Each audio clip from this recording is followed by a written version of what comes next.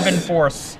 That was I remember I was talking to Aaron Forsyth when that set came out, and he's like, look, we gave you a way to untap it in the same set. So, but there are no Spectral Force here. He has Scavenging Ooze, though. That card is ridiculous. Mother of Runes, Quasali Pride Mage. Oh, we're seeing these guys look a little pallid. They look a little greenish. Oh, it is not Chi Hoi Yim. It is Taylor Burklow. We're gonna change the name. Boozer went. Ooh, Joblin Jide. Yep. And reveals Scrib Ranger. Look at this. Boozer, superb operations while taking down 2 life from Taylor Burklow. He probably notes the Scrib Ranger. For sure. I think it was Dan Paskins who taught me that Goblin Guide is a dual-edged sword, right? You think about it, oh, it could give the opponent card advantage, but it actually gives you a great deal of planning capability if you're a red deck. Red decks can use information in a way that not every deck can because they have such limited resources. You know, they can do amazingly exciting things. However, part of that has to do with planning turn after turn because typically the opponent's cards are much more powerful. Right. So, ooh, it's this. This looks like 2 points of damage from a future price of progress. It looks like that. That's a nice way to look at it. Jesse, you see in the color shift? I don't. I'm looking at it. I don't know anything about it. No, there is a color shift, from blue-white Delver to blue-red Delver. It is. I agree. That's not the color shift I was Taylor Burklow's got referring to. Umazawa's Jetty, Sylvan Library, Pennsylvanian Library, I like to think of it as. Pennsylvania Library. Pennsylvanian Library. And a Noble Hierarch for Taylor. Let's see how long this guy sticks around. Jesse adjusting the white balance a little. You guys ooh, what do we have there? Swords of Plowshares. There's definitely swords there, and we're seeing a Goblin Guide number 2. Jide. What do we got in here? for Bailoff. Ooh. And we see a Knight of the Reliquary. So miss and miss. Yeah. So those Goblin Guides. Not only is Taylor missing on the Goblin Guides trigger, but Chris is getting information out of that. So the land in play, is that a what is that? A Savannah? Yeah, I think so. I assume it's a Savannah, right? Because this is a Maverick-ish deck that we're looking at, right? It is a Maverick deck. Maverick deck. It says right there on the screen. My assumption is that's a Savannah, so unlikely to meet a daze here if we have a lightning bolt of some kind, right? Is there going to be a lightning bolt of some kind? Chris has 8, right? So he's got the chain lightning and the lightning bolt. Would not be surprised if he tosses one in the way of no lightning bolt, no Ponder, no Brainstorm. I think he's got double Force of Will, Ponder. I think there's a Ponder there, and maybe a fetch land? Wasteland. Or wait. Looks like a land, yeah. It looks like maybe a fetch land. Do you think double Force of Will? I think it's double Force of Will. That looks like right next to each other, Force. But I could be wrong. Could be going for a Knight of the Reliquary here. Oh, is that it's a Ponder? Force, Ponder, Bolt is what the other card is. Okay. So I think he's waiting for a Knight of the Reliquary. Maybe he's just going to send a Bolt at the Knight of the Reliquary, which would be a very acceptable play, I would think. Sure, I'll take it. Right, so it would be a small enough Knight of the Reliquary that you can neg, right? Yep, so Knight of the Reliquary looks to have resolved. And now is in the graveyard, courtesy of Lightning Bolt. When Goblin Guide is hitting and they're not drawing lots of extra lands, you feel like you're cheating at Magic the Gathering. What do we got here? Is that a Shuffs? What's it? This is Chris Boozer keeps. He picks up a picks up a fetch land. Swings. Miss on the Noble Hierarch. 4 more damage, taking Taylor Burklow to 9. The only thing is I'm a little worried about Chris's ability to close this game out. He's one fatty from never attacking again. And we know that Taylor's got a Plowshares in his hand. Ooh, and a Maze of Ith. Yeah, that's gonna be some trouble. Annoying, yeah. Yeah. A Plow and a Maze of Ith is GG, I think, right now. Yeah, and not the Goblin Guide kind of GG. No, not the Goblin Guide kind of GG.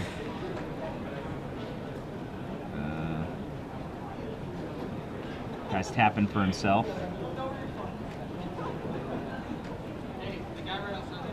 And what do we have here? So we let Chris go. Chris is picking up. I mean, we know Chris kept the top of his library with the Ponder, right? So we do. So he may shuffle away with the fetch Umezawa's land. Jide was just revealed. Now, that's hella annoying. Yeah. He lets you attack, can potentially smash your face, and then also get...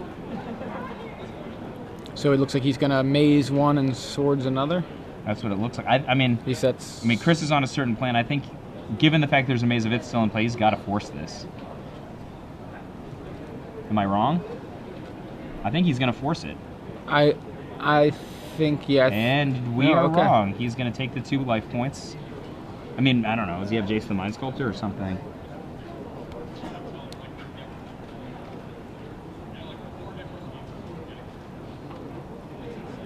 Maybe he's playing for progress? Could be. I didn't see 2, 3, one. 4. So that's like That's going to be 6. 6 to 8 or here. Well, I mean, Wasteland he can take Wasteland itself away, out. right. It can also take out one of its Yeah, other yeah. lands if he And really if it- wants to. If thine To eye save offends them. you, put out your eye, right? Yeah. He's got a Gaddock Gaddock T. and Knight of the so the Knight of the Reliquary, I believe, is only still a 3, right? I think I so, mean, yeah. I cannot imagine that Chris wants this to stick. Is he really going to let this stick? He's going to do something here. I mean, what's the point of having all those Force of Wills if you're not going to use them? Right. So he's fetching. I mean, probably got a plan, though. John Wood requests some goblins today on camera. John Wood of the John Wood is now famous. John Wood, do you realize I gave you a whole blog post? That's pretty whole awesome. blog I mean, he post. scooped to you though, right? I mean, John Medina and Mr. Scotty Mac, they had to like share a blog post. You got a whole one for yourself, bro. Thank you, John Wood. And I gave you a shout out in a podcast with Rabbits, who had top 8 at the NV. What do we got here? Price of progress. Price of progress. Ugh. Wasteland, And your Your land. land. Take 4. So that puts him at 5. And has the Knight of the Reliquary in fact resolved? It has. Let him have it, okay. And he draws, I think it was Arid Mesa. Yeah. We lost like the color saturation. Is that It's very maybe he's got strange. another price of progress, and we can't No, tell I think he's because of- got. It's possible. I see Force is what I see, and a third card is a little tough to see. It's very tough to see. Must be why Boozer kept it. I mean, and we just can't tell because of the color, right? Yeah. Smash. All right, Knight of the Reliquary into the red zone for 4, I believe now. Right? Probably just take this, right? Yeah, he's at Oh no 18. no. The there's a 2 noble hierarchs. So Oh, I'm sorry, each it's of the 6. You're 4, right. I'm yes. sorry. It's 4. It's a 4/4 It's base. 600 damage. Yeah.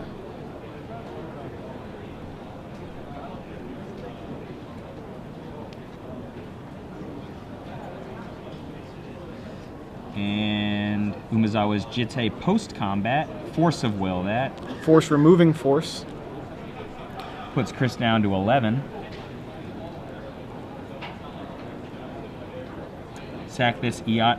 I'm guessing basic land is what he's going to get. Probably a basic. Yeah, it is kind of funny how he, how Taylor actually gave Chris a little bit of life by removing his non-basic. Right? Is Price is both players. I mean, so Taylor has 3. So he's going to take 4. He's going to go to 1 here.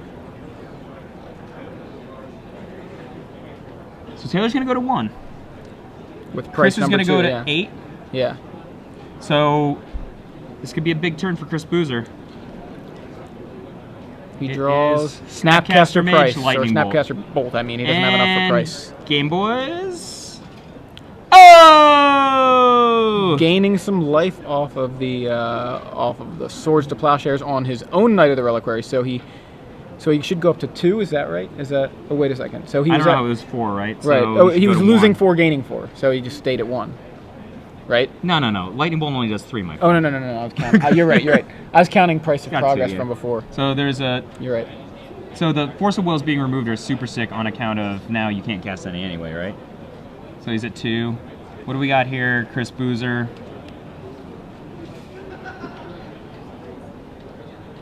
Pulls a. Chain Lightning. That's how we does it. Now we're going to game 2. So the color there looks fine. I wonder. It just must be the The overhead camera. The overhead. Jesse's going to check that out. Blue-red deck. It's like a red deck wins deck, but with Force of Will. And Delver of Secrets. I mean, that's just a typical red creature. It is. It's very 3/2 flying for 1. Right. That's just it's Ironclaw Orc's beloved grandchild. Mm-hmm. Actually, you know, this kind of blue-red Delver has shown up in Legacy from time to time, so it's one of the ones that I like to watch. I think it's kind of cool. I like blue-red Delver. This is a Force of Will from being a standard deck, right? Sort of. Also, Lightning Bolt, Spell Pierce, Brainstorm, Price of Progress, and Chain Lightning. I mean, you could. I'm just saying Guide. you could play like Galvanic Blast and Well, Shag. people have played blue-red Delver and won with it in Standard, I think. Didn't it win a Standard Open back in October? It deserved Pretty to. sure it did. Or if it didn't win, it was like in the finals or top All right, 8. okay. What is Chris Boozer bringing in? Faux show, he's bringing in Submerge. Submerge is super duper good. Maybe an additional Price of Progress. Let's see, price. Maybe. He's got 3. He can bring in the 4th. I mean, it did a lot of work that game. I would consider bringing in Smash to Smithereens. He's got 2 of that. What do you think? I like that. Makes sense. My guess is he's removing Force of Will. Yeah. Actually, it's interesting. Does Taylor have Choke? He does. He has 2 chokes. I can't read the whole deck very well. He's got Enlighten Tutor, so it's possible he's gonna like Enlighten Tutor for Choke. Which I don't know how much Boozer needs to be able to untap blue on a consistent basis, right? Right. But I think that I would guess Chris is going to remove Force of Will, bring in Submerge. How many of those he has? He has 3 and 3 swap so there. he can swap that, right? I think Smash to Smithereens is probably pretty good in this matchup. He saw Jide. He really doesn't want to see a Jide again online, but I don't think Taylor has any other big artifacts, right? Just the Jide and... Just Jide, so 2 Jides against 2 Smash to Smithereens. Questionable there. Definitely see Force of Will for Submerge, though. What do you think about Sulfuric Vortex? I was thinking about it. Keeping his opponent off gaining life is sort of relevant with something like Scavenging Ooze, because that gets crazy out of hand. And obviously we saw him Swords to Plowshares, his own guy, just to stay alive there. Jite, it also fights the counters on Jite, right? Oh, that's a different. Yeah, I'm just saying that there's like little ways of him. He's not playing with like Baneslayer or even Batterskull, which is actually more realistic. But I'm not super bullish on Sulfuric Vortex, but I can see but these it. are some ideas. Yeah, I was just trying to think of some of the reasons that it would be good. To me, Faux Show, Submerge, possible Smash to Smithereens, maybe Price of Progress. Okay, That's what I think. So no probably remove Vortex. Spell Pierce is not that great. This deck has relatively few spells, right? I'm with you on that. Although Zenith is an important spell. I could see cutting 2 Spell Pierce for, let's say, 2 Smash to Smithereens or 1 Smash to Smithereens and 1 Price. I could see that. But I'm a buyer on... Oh, you know what? Chris is on the draw this game. He might not want Goblin Guide. Goblin Guide's fair. pretty crappy on the draw, so... especially against a deck with green creatures. So we could see the removal of Goblin Guide, but you never know. Tomohiro Saito never sides out his Goblin Guides, and He's a good player. not in the Hall of Fame though. That's true. Yes, I mean Not he's that good. Then. He is a preeminent beatdown player and a noted player of Goblin Guides, and I've never seen the guy take a Goblin Guide out of his deck. So I do not know about that. Players in standard window box number 5. Your event is ready. Up to the side event stage. Once again, players in standard window box number 5. Your event is ready. From the perspective of Taylor Burklow, Ether's War Cannon is not that good. Aura of Silence not that good. Daunting Escort, it's like a 3/3, whatever. Yeah. Crucible of Worlds, nah. Choke, strong maybe. Tormod's Crypto, Enlightened Tutor maybe. Path to Exile maybe. He actually doesn't have very many good cards against Taylor's deck. Only Choke, and if he really wants to choke hard, Enlightened Tutor. But I mean that's a ifsies, right? Yeah. What's bad in his deck? Gaddock Teague. Nothing's bad, right? Doesn't seem incredible. Gaddock Teague, Like, is there what is in besides Force of Will? What does Gaddock Teague stop? whole lot of nothing. Nothing. So Gaddock Teague for Choke at least is a 1Z. And then seems that Super Jesse has fixed the color on the screen. we Thank could. you, Jesse. Snyderman. Snyderman, sorry. I mean, Snyderman. I don't think Mind Sensor or Scrib Ranger are exceptional. They're kind of expensive for their bodies relative to what they're fighting Is against. it Mind Sensor? Yeah, Mind Sensor and Scrib Ranger. I mean, they're fine. Like, Yeah. they're just not. I mean, Scrib Ranger's fine. If you want to get your creatures torched by a Grim Lavamancer, like Yeah, I mean, it makes him waste a burn spell on it, and because it can't obviously be targeted, or it can chump a Delver all day. I mean, Taylor's deck's got a lot of problems with it. Here's the thing about Gaddock Teeg, though. It will counter Submerge. That's true. That's true. Full cost and Submerge is quite a bit more than Gaddock Teeg's minimum threshold. So. Right, I forgot about the Submerge. I was just looking at the fact that he's removing the forces. So, turn 1, Green Sun Zenith for 0 from Taylor, and I suppose a Dryad Arbor would be Wouldn't it be awkward if he had the Dryad Arbor in his hand? Like, yeah, like, where is it? Where is it? Where is it? Where? But he didn't do that. No. In standard win box number 5, your event is ready. So there's a Dryad Arbor for Taylor.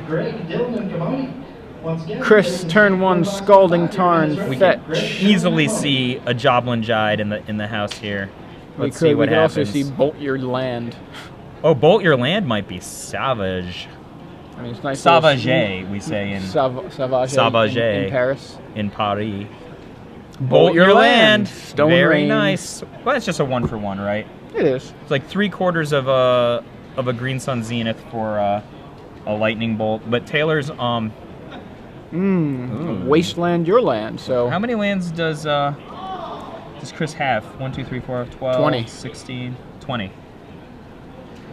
Is he gonna play Delver of Secret? Oh, he has brain. He has a Brainstorm. Yeah, he's good. Ethersworn Canonist. He's got a Submerge in hand I think too. I would. Whoa, that was. I would be fine with Ethersworn Canonist. It's just a dude, right? Yeah, I guess that's part of it too. Attention, Greg Shu of standard win box number 5. Your event is ready for you. Once again, Chris is gonna Brainstorm. I assume this is the end of Taylor's turn. I assume. I didn't see a draw before the Brainstorm.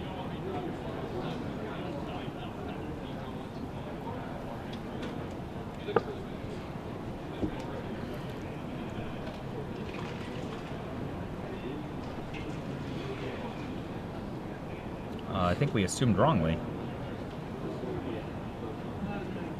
We assumed wrongly, my friend.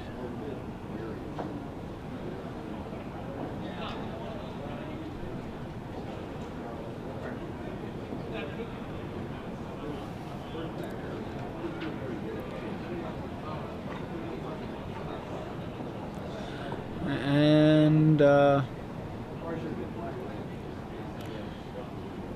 just a fetch for Tropical Island, and now a Bolt for the Ethersworn Canonist, and a Thalia from Taylor.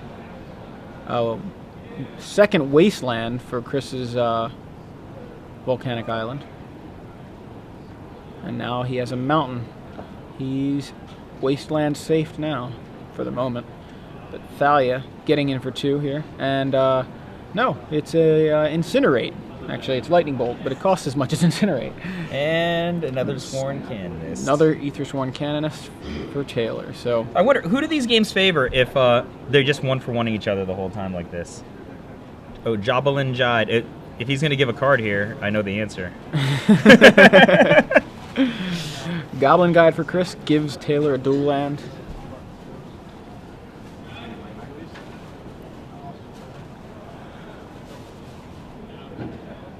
Taylor plays the Savannah.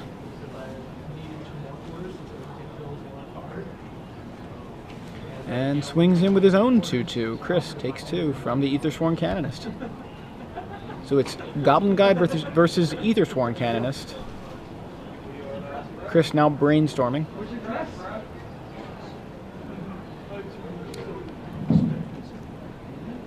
Greg Shu, I think Ethersworn Canonist is a weird choice. It is. I guess. Your standard win box is ready. I guess the assumption is Chris has got so many good. Oh, you know what? It's a very good card to lock down Snapcaster Mage. That's true. That's, so it just that's like really good it keeps a lot of the efficacy of Snapcaster Mage out. Wow. Goblin Guide again. The opposite of how gifts. it was last game. It's gonna get plowed. It looks like. And a Swords to Plowshares. I guess. Yep. For Chris's Goblin Guide. Maybe that's the best thing for it. Give me some lands and I'll plow it. I'm surprised Chris hasn't, like in response to to a sack land shuffle, made him shuffle away a key creature, something like that. Yeah, he could. We've got a Chain Lightning for the Aethersworn Canonist, so the board is once again clear of any non-land permanents. Both players with 3 lands, although Taylor just cracked a fetch, so he has 4 lands. A Plains, 2 Forests, and a Forest Plains. So I guess that's 2 Plains and 3 Forests. Something big. 4 mana for a Green Sun Zenith. 4th Trace. It's probably going to be Knight of the Reliquary, am I right? If it's for 3, then I would assume so. I'll probably force this.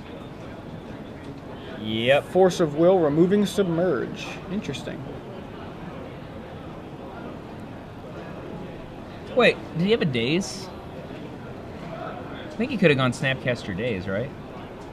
I don't know if he... Maybe I'm wrong, he doesn't have Snapcaster, or maybe he doesn't have Daze. Yeah, I didn't see his hand.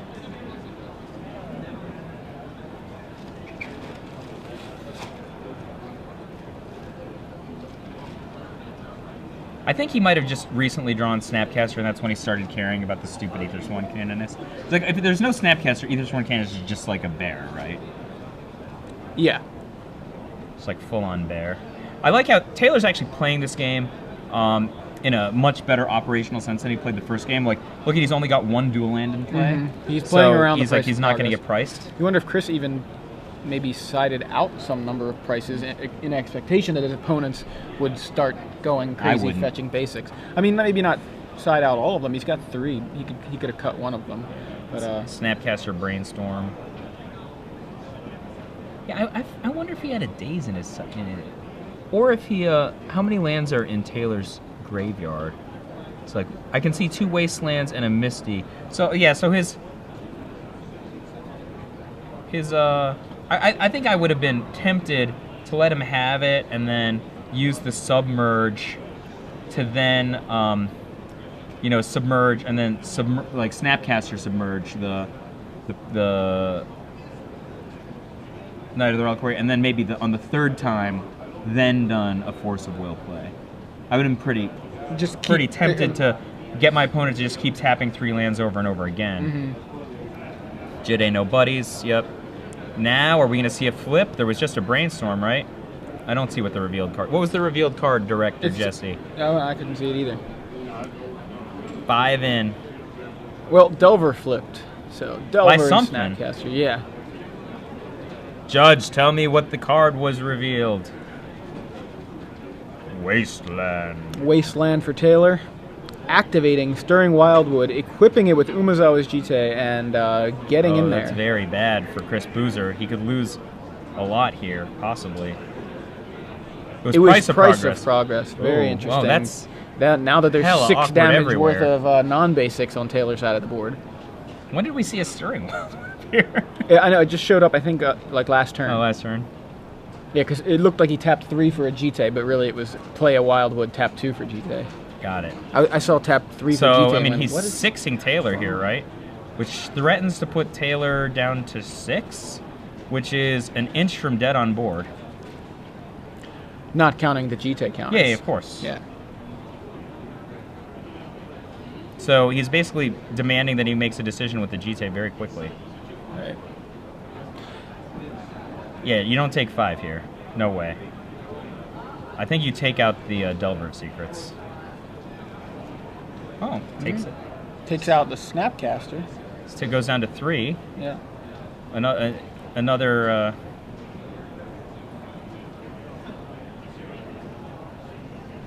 I've been really, really tempted to do that Submerge play. Well, the other thing about Submerge, it gives it flashback for its mana cost. You can't do the alternate. Oh, you can't do the alternate. Right. I see. That or Daze. Oh, well, So then that would explain why he didn't do that. Why he Okay. didn't go that line. I guess we've had no alternate costs in Standard, which is the only time I've ever played Snapcaster. Yeah, I mean, because it's flashback equal to its mana cost, so you can pay 2 life for a mental misstep because its mana cost is still Phyrexian blue. This game looks like it's going to be out of Chris Boozer's hands in about 30 seconds. And less. Less, okay. As you're saying it, he's scooping it up. So, yeah, that's why, like, you can't Snapcaster Force of Will unless you've got 7 mana. And Got it. Or you have an Aether Vial on 2 and 5 mana. So let's analyze that game. Super close. Chris could have won. Yeah. He gave Taylor 2 free cards with Goblin Guide. and a free card with Force of Will. Yeah. And then the Jitte itself generated 1 free card by taking out the Snapcaster Mage. The Snapcaster Mage got like a bolt or something like that. I forget what he Snapcaster Brainstormed. Brainstorm, I'm sorry. Which set up the Delver of Secrets. Right. So we know that Chris still values the Price of Progress plan. Mm-hmm. That game was real close. Again, he could have sided out just like one price. I'm not saying he should have. I'm just thinking because I know every time that happens, like I play with like Back to Basics, and then I'm like, any opponent knows I'm playing with Back to Basics. It's the most frustrating card to have in my hand. I just like hate this. This card's terrible because everybody just fetches basics, and before I get the Back to Basics on board. So I'm sure it's very similar playing Price of Progress, which I have never cast, I don't believe. I don't know if I've ever cast Price of Progress in a tournament match. I've certainly had it cast against me. Yeah, same here. There's no question about that. And then I start fetching basics. So, it loses some value when your opponent knows you have it. And in that case, though, still, he fetched a ton of basics and still took 6 from a Price of Progress. A 2-mana, 6 damage spell is still really good. So maybe you just don't side it out, but... I'm not even advocating siding all of them out. I'm just thinking if he needs to make room, that sure. He could keep 2 instead of 3.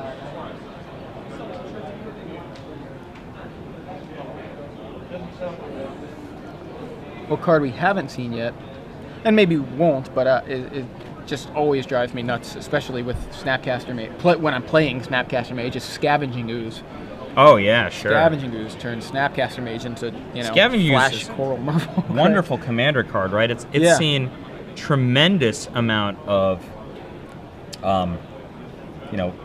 play and popularity in the format since it first appeared just last summer. Right? Last summer in the commander decks. And it is from Counterpunch. Thank you, Jesse Snyderman. What is Counterpunch? It's the name of one of the commander decks. And of course, being that it's called Counterpunch, obviously it would have blue in it, right? But no, it does not have blue in it. Yeah, very misleading. I bought all these Counterpunches and then I had to just take them back when I realized they didn't have blue. I'm lying. You brought them back with 1 fewer card, I assume. Yeah, why does it look like this was open? I bought it like that. It's missing. It's only 99 cards in this. It's missing Scavenging Ooze. No, I don't do that. I don't have Counterpunch, and I never did. So, unfortunately for me, if I want to play Scavenging Ooze. All right, Game 3 about to commence. Scavenging Ooze, a $40 card. Wow. How much is a Counterpunch deck? $30. It took Umezawa's Jitte. I saw it in the case. I think it was $20. When it was legal, it had a price ceiling of $10 because it was in the Rats Precon, which you could just buy for $10. Which is exactly how I got mine. Yeah. I had so many Patron of the Nazumis. I'm like, why do I have all these? Oh, because I keep opening them in packs, and I got them in the Rat's Nest Precon. Oh, first turn Delver of Secrets. I like this. What's your opinion of first turn Delver of Secrets, Brad Nelson? Brad Nelson smiles, has a thumbs up. Only thing I like doing in Magic anymore. Only thing he likes doing in Magic anymore. What did you previously like? Tapping out for Jace the Mind Sculptor? Casting Baneslayer Angel. Casting Baneslayer Angel, the previous thing you liked. After I played Jace. Jace, then Baneslayer. You follow it up. Yeah, I think he won a Grand Prix like that, right? If you're going to make a list of all the ways Brad Nelson won a Grand Prix, you'd have to, I don't know. That's it, okay. It's Jace the Mind Sculptor. If you're going to make a list of all the times Brad Nelson came in second in a tournament. We're going to make a list of all the ways Brad Nelson took 9th and top 8. So Taylor has a Noble Hierarch. And Chris flips his Delver with a red card, which I didn't quite catch. May have been Price of Progress, actually. Chris in with the Delver. Smashed it was to smashed smithereens. to smithereens. Okay, Oh, thank you. Grim And Lavamancer. And submerge your hierarch. Hiya. I have a feeling Taylor is going to draw a Noble Hierarch. But Chris has not got a second land. A Wasteland would be very bad for him. Instead, there's a Maze of Ith for Taylor, which is not equally bad, but also fairly bad. What do? You just like Hiya the Noble Hierarch with your Grim Lavamancer and swing for 3? You can't swing for 3. Maze of Ith. I think he's gonna try. I mean, it's fine. He's like attack. Oh, it no, doesn't nothing- matter. Like doesn't he matter. could. He can make Taylor tap the maze if that's at all relevant, but it's not. That's There's a Stirring Stirring Wildwood. Yeah. His buddy from last game. I mean, right now Chris Boozer's like, please no Wasteland. Green Sun Zenith. Sure thing. Please no Wasteland. It's going to be a Dryad Arbor. For how long is it gonna be a Dryad Arbor? That remains to be seen.